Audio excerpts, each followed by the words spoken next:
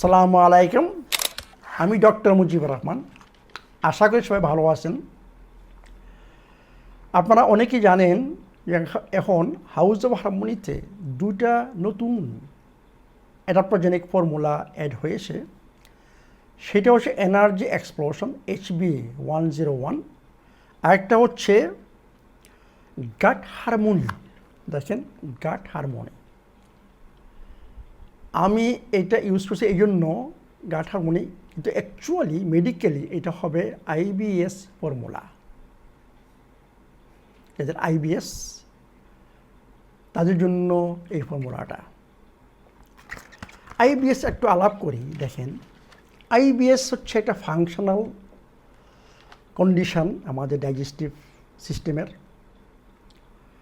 এইখানে আপনার digestive endoscopy করেন, ক্রোনোস্কোপি করেন, কোনো কিছু পাবেন না, জাস্ট এটা ফাংশনাল।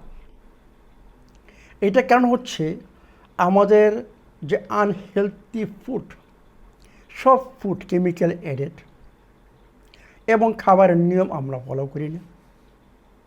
আমাদের কিছু বদ অভ্যাস হয়ে গেছে। এতে করে আমরা যখন ইয়াং থাকি তখন আমরা বুঝতে পারি না। আমাদের ইয়াং বডি সব কিছু ডাইজেস্ট করে, এমনকি বিষও হজম করতে পারে। কিন্তু একটা সময় আসে তখন আর পারে না। এই জন্য ওই যে 2 নম্বর খাবার খাওয়াতে আপনার যে ডাইজেস্টিভ এনজাইম রয়ে গেছে, সে ট্যাঙ্ক খালি হয়ে গেছে। যখন খালি হয়ে যায় তখনই এই প্রবলেম আরম্ভ হয়, এবং ওই সময় কি হয়, আপনার গাট হেলথ সম্পূর্ণ ধ্বংস হয়। গাট হেলথ ধ্বংস মানে কি, আপনার যে বন্ধু মাইক্রোবগুলো থাকা দরকার সেগুলো পরিবর্তে আপনার শত্রু ওইখানে গজায়। আমি সবসময় বলি, গাট হচ্ছে আমার 1 নম্বর ব্রেন, আর আমার এই ব্রেন হচ্ছে 2 নম্বর ব্রেন। আমার ওই গাট, বুঝছেন, ওই ব্রেন এই ব্রেনের সাথে ওতপ্রোতভাবে জড়িত। যখন ওইখানে আমাদের শত্রু জন্মায় তখন ওদের যে বাই প্রোডাক্ট টক্সিন হয় সেটা আমাদের ব্রেনে এফেক্ট করে। তখন আমাদের কি হয়, দেখবেন যে স্ট্রেস আমরা নিতে পারতেছি না, মুড সুইংস, ডিপ্রেশন, মনে হচ্ছে দুনিয়াটার মজা নাই, মনে হচ্ছে আপনার লাইফ শেষ। তখন কি হচ্ছে, ডাইজেশন আরও খারাপ হবে। কোনো কিছু খেলি কোনো কিছু হজম হচ্ছে না। কারণ হজম হচ্ছে, ডাইজেশন হচ্ছে প্যারাসিম্পাথিক নার্ভাস সিস্টেমের কাজ। যখন আপনি শান্ত থাকেন, যখন আপনি আপনার নার্ভাস সিস্টেম কাম থাকে, তখন ভালো ডাইজেশন হবে। যখন আপনি স্ট্রেসে থাকবেন তখন কিন্তু আপনার ডাইজেশন ঠিক মতো হবে না। এর আমাদের যে কানেকশান, বাইডাইরেক্টাল কানেকশান, যে আমাদের গাট এবং ব্রেনের যে কানেকশান ছিল, সে যদি নষ্ট হয়ে যায় তখন আপনার অলওয়েজ ক্রনিক স্ট্রেস থাকবে, এবং সেই স্ট্রেসে আপনার কোনো কিছুই হজম হবে না। যেটা আগে খুব ভালো হজম করতে পারতেছেন, এখন কোনো কিছু দেখেন যে হজম হয় না। মাঝে মাঝে ডায়রিয়া, মাঝে মাঝে কনস্টিপেশন, কোনো কিছু খাইলেই গ্যাস, কোনো কিছু খাইলেই পেট ফুলে, ডিসকমফর্ট, সোজা কথা। এখন আমরা যদি এটাকে ঠিক করতে চাই, আপনি খেয়াল করে রাখেন আমি কি বলছি। এখন যদি আমি ঠিক করেছি, আমার স্ট্রেসকে আগে ম্যানেজ করতে হবে, আমার ব্রেনকে ঠিক করতে হবে। যদি আমি এইখানে ঠিক না করি এবং ভালো খাবার দিয়ে যাচ্ছি, ভালো খাবার তো হজম হবেই না, কারণ আপনার তো খাবার যে হজম করবে সেই তো ব্যাকটেরিয়া, আপনার গাট হেলথ নাই, আপনার এনজাইম নাই। এখন আমাকে আসতে হবে আমার এই স্ট্রেস থেকে, আমার ব্রেন থেকে আসতে হবে। আমার যদি স্ট্রেস আমি রেগুলেট করতে পারি, ম্যানেজ করতে পারি, তখন যদি আমি ডাইজেশন সাপোর্ট দেই বা গাট হেলথ ইমপ্রুভ করি, তখনই আমি IBS থেকে মুক্ত হব। কিন্তু আমি যদি প্রথম স্ট্রেস যদি ম্যানেজ না করতে পারি এবং যত কিছু আমি এখানে করি, কোনো কাজ হবে না। এই জিনিসটা আমাদের মনে রাখতে হবে। আমার বইতে সুন্দরভাবে লেখা আছে যে কীভাবে IBS-এর প্রবলেম সলভ করা যায়। তো অনেক সাপ্লিমেন্ট লাগে, এইগুলো আমি চিন্তা করলাম যে আমি যে অ্যাডাপ্টোজেনের ফর্মুলা আপনার জন্য বাংলাদেশে পাঠিয়েছি, বেস্ট। এই যে প্রত্যেকটা জিনিস এখানে অ্যাড করা আছে, আমি এখন বলবো কী কী ইনগ্রিডিয়েন্টস এই ফর্মুলাটা কীভাবে তৈরি করা হয়েছে। এটা আমি বলতেছি কী কী এখানে আছে দেখেন। Turmeric powder, papaya leaves, amalaki, holy basil, black ginger, চাষা ইঞ্চি। এইখানে এই যে সিনার্জেটিক আমি বললাম, আপনার স্ট্রেস থেকে আরম্ভ করে, হরমোনাল সাপোর্ট থেকে আরম্ভ করে, গাট হেলথ থেকে আরম্ভ করে সব কিছু এটার মধ্যে রয়ে গেছে। এবং এইগুলো সিনার্জেটিক, মানে একটা আরেকটা এফেক্ট আরও বাড়াবে।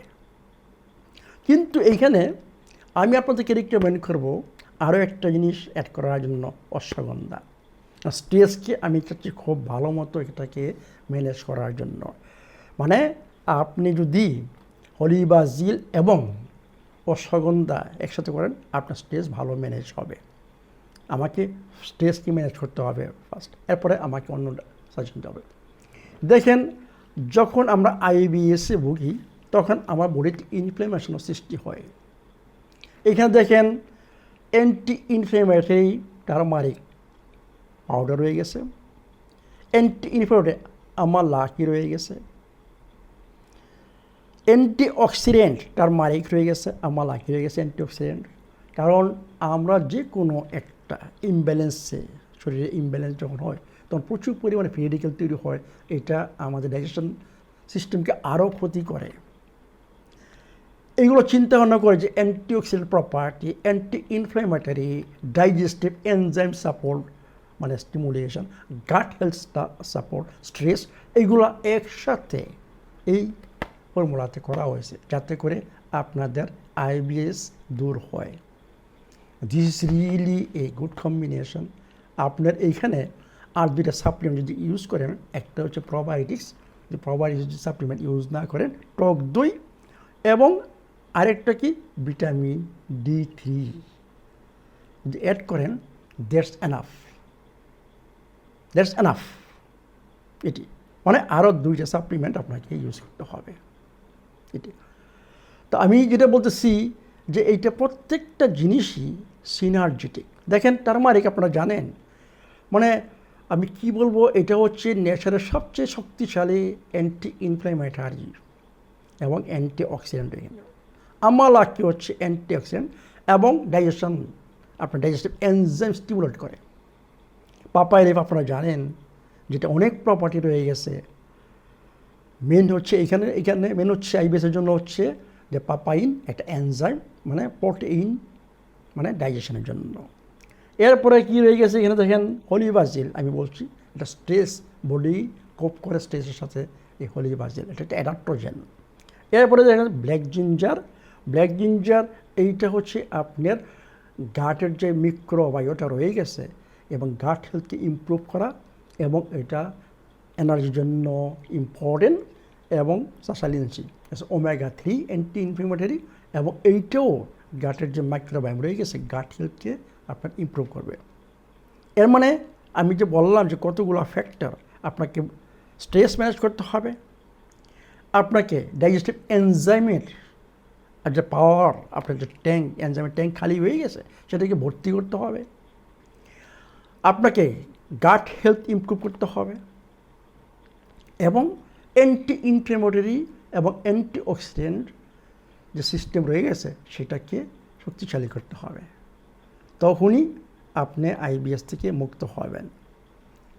আইবিএস শরীরে অনেক কিছু ইমব্যালেন্স সৃষ্টি করে, অনেক কিছু আইবিএসে। তখন দেখবেন যে যাদের আইবিএস সবসময় দেখবেন যে ডিপ্রেসড মুড অলওয়েজ, এবং ওদের প্রচুর পরিমাণে সমানে থিঙ্কিং, বুঝছেন, নেগেটিভ থিঙ্কিং মাথায় মধ্যে ঢুকতেছে যারা আইবিএসের। কারণ হচ্ছে অলরেডি আমাদের যে কমিউনিকেশন গাটের সাথে ব্রেনের, সেটা অলরেডি মানে ডিসব্যালেন্স হয়ে গেছে, এবং ব্যালেন্স করতে হলে আপনাকে এই ফর্মুলা নিতে হবে। ঠিক আছে, ওকে, এখন কীভাবে নেবেন এটা আমি রিকমেন্ড করব 2 বার আপনাকে এটাই করতে হবে। মানে 1 টিস্পুন করে, এবং এর সাথে আরেকটা টিস্পুন অশ্বগন্ধা অ্যাড করেন, এবং 1 টিস্পুন কোকোনাট অয়েল ইউজ করেন। অল্প ওয়ার্ম মানে কুসুম গরম পানিতে মিক্সড করে, 1 গ্লাস কুসুম গরম পানিতে মিক্স করে খাবারের 20-30 মিনিট আগে পান করুন। মনে থাকবে? মানে খাওয়ার নিয়মটা বললাম যে 1 চা চামচ করে, এর সাথে অ্যাড করবেন 1 চা চামচ কোকোনাট অয়েল এবং 1 চা চামচ অশ্বগন্ধা। গরম পানিতে মিশিয়ে যাদের ব্লাড সুগারের প্রবলেম নাই, একটু টেস্টের জন্য হানি সাইডার বেস্ট, আর না হলে হানি, আমাদের যে হানি বা হানি সাইডার একটু ইউজ করতে পারেন, টেস্ট হবে ভেরি গুড। কন্টিনিউ। কতদিন খাবেন? শরীরের যে কোনো প্রবলেম সলভ করার জন্য আমি রিকভার করে 3 মাস। আপনারা 1 মাস পরে এই রেজাল্ট পাবেন বা 2 সপ্তাহ পরে রেজাল্ট পাবেন, কিন্তু আমি বলি এটাকে স্টেবিলাইজ করতে হবে এবং যে ক্ষতি শরীর হয়ে গেছে সেটাকে মানে ঠিক করতে হবে। এই জন্য আমি বলবো 3 মাস আপনাকে এই প্রোটোকল কন্টিনিউ করতে হবে। তাহলে ভালো থাকুন, সুস্থ থাকুন, আইবিএস থেকে মুক্ত হন।